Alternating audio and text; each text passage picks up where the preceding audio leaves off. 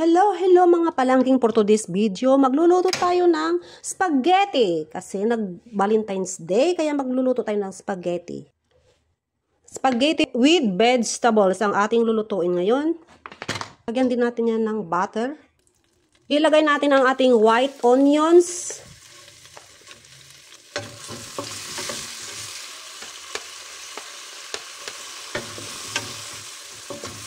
Kapag pasta ay maganda ang white onions ang gamitin natin.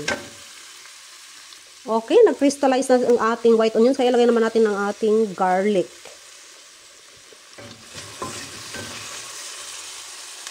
Nag-extract na ng aroma ang ating garlic. Kaya ilagay na natin ang tomatoes.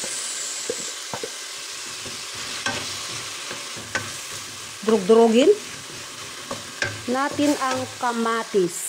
Ilagay na natin ang beef giniling.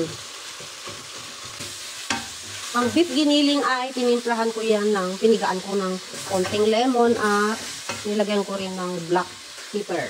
Imikos-mikos natin itong beef hanggang sa mag-render ng fats ang giniling.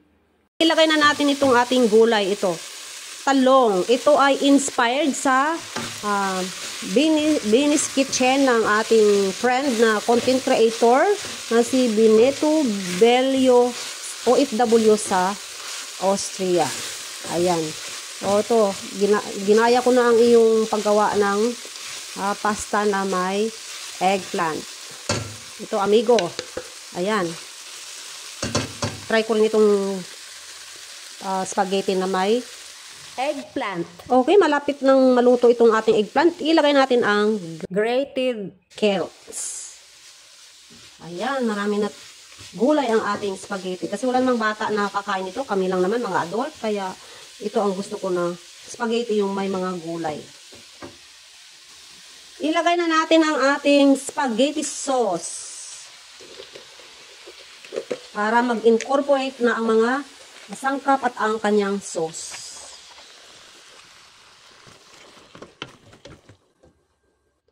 Dagdagan natin ito ng pasta water kasi masyado siyang malapot.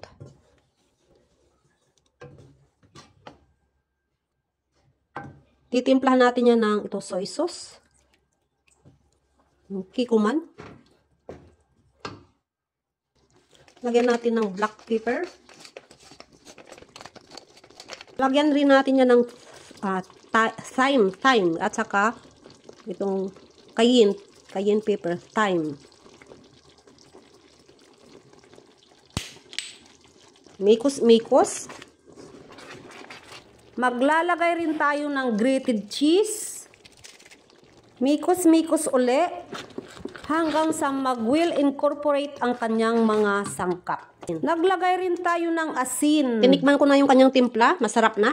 Ilagay na natin ang kanyang isa pang gulay. Ito yung pepper. Bell pepper yan. Na-bake ko yan kanina kaya luto na yan.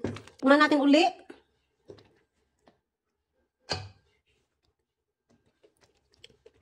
Sarap na. Okay, sarap. Ayan, ito na yung ating spaghetti with vegetables. Ayan, tingnan nyo. Ang ganda, di ba? May talong, may bell pepper, may carrot. Ayan, ano na natin yan? Plating na tayo.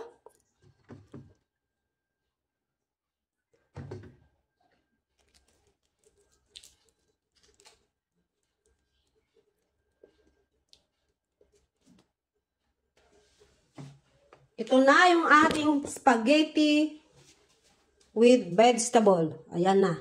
Halo-haloin na natin yan. At atin na itong itikman. Ayan. Excited na akong matikman ito kasi first time ko magluto ng ganito. Yung may talong ang spaghetti sauce natin. Ito na.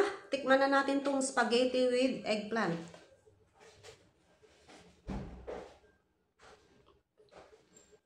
Oh, ang sarap. Ang sarap.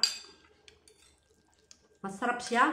Yung eggplant ay nag-blend sa sauce ng spaghetti. Masarap. Meron kang medyo crunchy-crunchy na malalasahan dyan.